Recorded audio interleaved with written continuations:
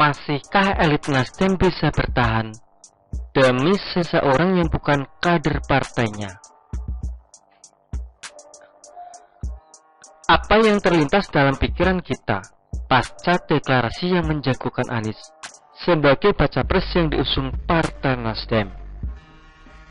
Tentu saja siapapun yang akan mengelola pemerintahan akan kehilangan backup dari stasiun TV yang selama ini menjadi sumber dan terlanjur kita anggap sebagai penyaji berita yang bisa dikatakan relatif berimbang.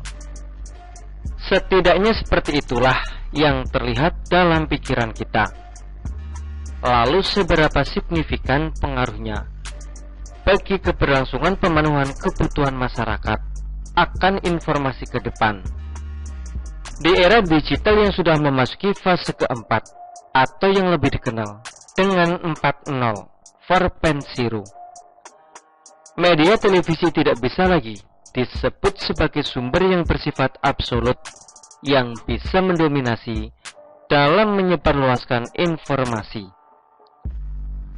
Revolusi industri yang berkembang pesat telah sedemikian rupa memaksa dunia industri konvensional bertransformasi menjadi era industri digital. Hal ini telah membawa manusia kepada kehidupan yang tidak lagi memiliki jarak, di mana fasilitas yang bersifat instan telah memberikan kemudahan setiap individu dalam mengakses informasi.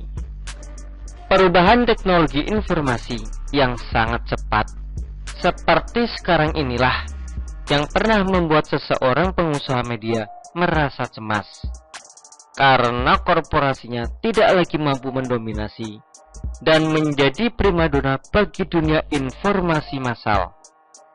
Jadi wajar jika kasus Jumbo sekelas kasus Sambo dan amburadunya sistem hukum menyangkut bebasnya pengkhianatan terhadap negara yang dilakukan Pinangki begitu cepat diketahui publik. Pendek kata, sekarang ini sulit untuk menutupi kasus-kasus besar dari mata dan telinga masyarakat, seperti kucing yang kesulitan untuk mengubur kotorannya agar tak tercium karena sulit menemukan lahan bertanah. Jadi sehebat apapun teknologi yang dimiliki media mainstream dalam mengemas berita, maka akan berhadapan dengan influencer, buzzer, dan tiktokers yang akan menguji kesahihan kemasan berita yang diwartakan. Kesimpulannya kemudian adalah sebuah kekeliruan jika seseorang pengusaha media yang merangkap sebagai pimpinan partai bersikap jumawa dan berpikir bahwa dia akan mudah membentuk opini publik dalam merekayasa sosial sesuai dengan apa yang diinginkan dan dicita-citakan partainya. Tentu tidak semudah itu, Bambang. Nasdem dengan segala fasilitas yang dimiliki merasa sudah berhak menyandang gelar sebagai kingmaker. Oleh sebab Nasdem merasa bahwa mereka adalah kekuatan besar yang memiliki kemampuan untuk membentuk poros baru. Tentu saja Nasdem sebagai partai akan mendapat keuntungan lebih dibanding apa yang akan didapatkan partai lain yang berkoalisi. Dalam hal ini, Nasdem memang cukup untuk bisa dikatakan sebagai partai yang konsisten dalam mencari keuntungan untuk partainya. Bukan saja dalam masalah tidak mau mencalonkan kader partainya menjadi baca pres, karena sangat jelas Nasdem sebagai partai memang belum memiliki kader yang mumpuni untuk bisa dijagokan hanya untuk figur seperti Surya Paloh sendiri. Tapi bukan sebuah dosa jika kalimat konsistensi digunakan untuk sesuatu yang kurang berbobot, karena penulis lebih setuju dan menilai lebih berbobot para basir seperti DS, AA, Eka dan kawan-kawan yang konsisten dalam memberikan edukasi kepada masyarakat.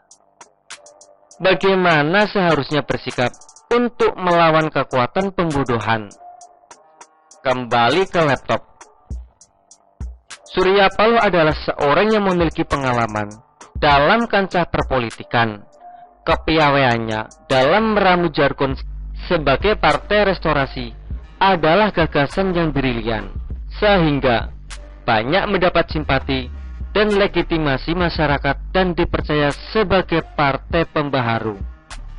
Tapi fatal, legitimasi telah diartikannya sebagai pujian yang membuatnya besar kepala. Dalam euforianya, Surya Paloh telah membawa persoalan yang krusial terhadap partainya, yang membuat banyak orang kecewa atas sikap politik yang terlanjur sudah diputuskannya. Keengganannya untuk masuk dalam polarisasi SBY yang ngotot menjadikan putra mahkotanya sebagai baca pres telah membuatnya bertindak sporadis tanpa perhitungan yang matang. Oleh sebab itu, membuat banyak kadernya yang shock dan hengkang dari Partai Nasdem karena kecewa dengan keputusan yang sekonyong-konyong dan konyol itu. Hanya ada satu jalan yang tersisa untuk Surya Paloh dan partainya, dan jalan yang akan ditempuh adalah Nasdem akan memberikan perlawanan sekuat tenaga untuk menyelamatkan integritas partainya yang kadung jeblok itu. Dengan menstigmasi adnya pengusutan yang dilakukan KPK atas kasus Formula E, itu baru satu dari sekian banyak kasus lainnya yang mungkin pembaca lebih mengetahuinya. Pertanyaannya kemudian, apakah kader partai yang masih bertahan akan siap menjadi bumper demi seorang Anies, jagoan neon yang diciptakan oleh pemimpinnya? Begitulah pertanyaan kura-kura.